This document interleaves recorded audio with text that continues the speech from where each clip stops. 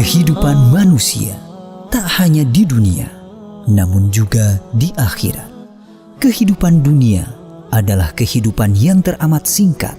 Seorang muslim yang akalnya cerdas, maka ia akan berpikir dan berbuat untuk mempersiapkan bekal, menjalani kehidupan yang abadi di akhirat, bukan kehidupan dunia yang sementara dan singkat.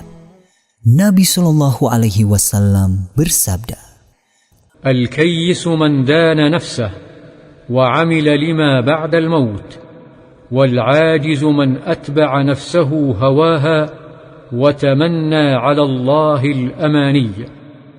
Orang yang cerdas adalah orang yang menghisab dirinya sendiri serta beramal untuk kehidupan sesudah kematian.